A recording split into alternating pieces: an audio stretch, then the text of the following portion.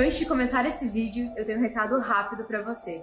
Não assine a Brasil Paralelo hoje, pois na próxima segunda-feira vai começar a Black Friday antecipada da BP. E quem assina antes, paga menos. Então clique aqui no link, se cadastre para reservar o maior desconto. Até breve. Vocês acham que essa propaganda de guerra americana não impactou o modo como as pessoas enxergam o cinema? Frank Capra fez filme de propaganda. Sem dúvida, eu acho que sim. E não só acho, né? A gente, quando vai investigar a história do cinema, identifica que havia grupos de politização ligados ao cinema. Mas vamos entender melhor por que a gente usa o termo arma, né? A arma é uma evidente analogia, o cinema não é usado para matar, né? É como arma política, é usado para cooptar, para fazer com que as pessoas tenham admiração e simpatia por algo e tenham alguma espécie de rejeição a outras coisas. Então o cinema tem esse poder, sim. Então ele é usado pela política. Isso foi escrito pelo Joseph Nye, né? No início dos anos 90, ele chamou de soft power, né? Então existe o hard power, que é justamente economia e militarismo, e o soft power, que justamente usa as artes, né? A ideia é cooptar e criar admiração para si e para aquilo que você também protege e admira, e ao mesmo tempo rejeição e algum tipo de contraste, de visão crítica a respeito do outro. E não foi, a politização foi bem grande nessa época. É natural, o cinema é uma arte e não é todo mundo que vai buscar a fruição estética. O cinema também é entretenimento para as pessoas, não são todos que vão também, né, em busca de grandes contemplações.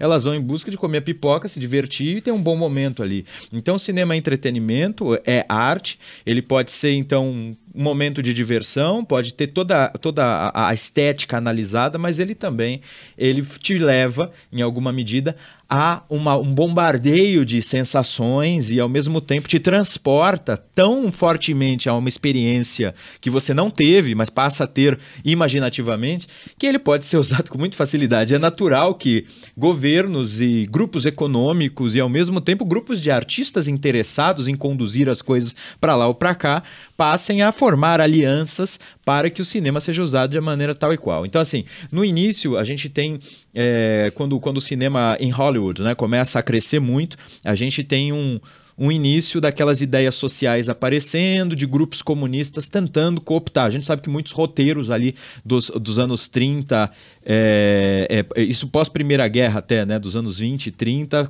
eles são roteiros bastante esquerdistas até, né? Você vai ver muitos... tem aquele filme, é muito interessante o filme do Trumbo, né? Que conta a história justamente dessa roteirização de filmes comunistas. A gente vai ver aquela ideia de... Eu já falei aqui no primeiro Red Pill, eu lembrei desse filme, né, que é A Princesa e o Plebeu, e tem um outro que é o Espartaco. São filmes feitos justamente para mostrar...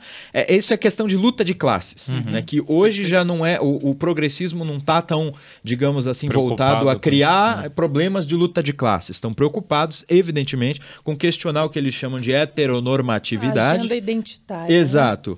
Com questionar questões racistas, desde um ponto de vista que falseia a história e cria possibilidades políticas para eles na atualidade. Enfim, há uma grande diferença, mas na época era questão mais de classe social. E isso começa a aparecer. Ao mesmo tempo, quando ocorre o início, quando a Segunda Guerra Mundial estoura, os Estados Unidos entram na Segunda Guerra Mundial, passam a fazer parte disso. E muito conduzidos pelo povo também. Então o cinema passa a fazer parte. Tem que defender os Estados Unidos também com soft power, não é verdade?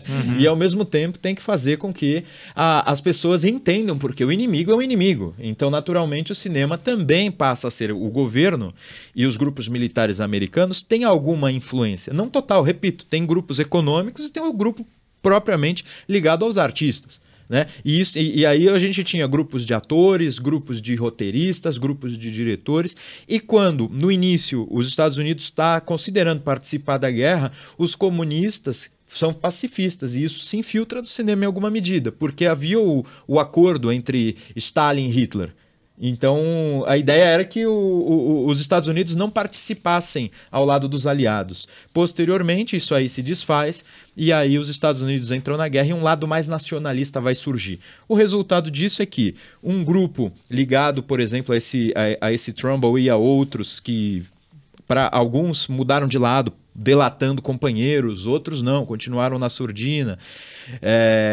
Se uniram e acabaram perdendo espaço por um grupo já ligado ao próprio Walt Disney, à MGM, ao Warner Brothers, ao John Wayne, era um dos líderes desse outro grupo, eu não me recordo os nomes dos grupos. Aqui, o John Wayne, tá na minha Esse grupo colinha. que você fala é mais Motion Picture Alliance, né? Sim, sim. Existe a Motion Picture Alliance for the Preservation of American Ideals, que é o grupo que o John Wayne foi um dos líderes e que envolveu vários outros, o Gary Cooper, outras pessoas participaram. Ronald Reagan, né? A gente acabou se tornando... Esse assunto a gente vai ainda... Eu quero ver a Ana Paula esse, porque esse é um protagonista dessa história, sem dúvida nenhuma, né? Sem dúvida nenhuma. Uma coisa curiosa é que no período pré-guerra, envolvimento dos Estados Unidos na guerra, os filmes que eram feitos não eram de exclusividade no sentido nacionalista, né? Pró-americanos.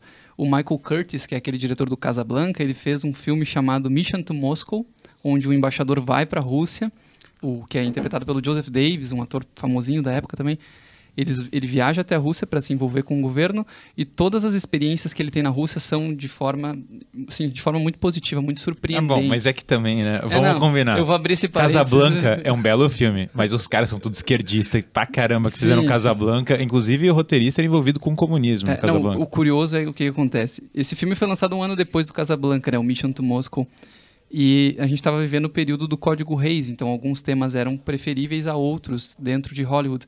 Mas o Michael Curtiz tinha essa porta aberta para fazer politização e apologia ao stalinismo, justamente porque isso também interessava o governo Roosevelt. Tem uma história da época que ele era um dos artistas da Blacklist que poderia trabalhar de forma livre, porque aquilo poderia ajudar no imaginário americano de que talvez os vilões da guerra não eram... A população americana precisava enxergar de outra forma a guerra, né? E o Curtiz... alguém que, na visão do Roosevelt, era um artista perigoso, ele também contribuiu dentro dessa politização, do uso do cinema enquanto uma soft weapon. Vem aí a Black Friday antecipada da Brasil Paralelo. Antecipada? Mas o que é isso? Vai ser uma semana repleta de promoções. Do dia 22 de novembro até o dia 26. E antecipada porque o quanto antes você assinar, maior será o seu desconto. Aproveite o melhor do nosso conteúdo e entre agora mesmo para o nosso grupo exclusivo de ofertas. Clique em Saiba Mais e garanta o melhor desconto. Nós contamos com você e até breve.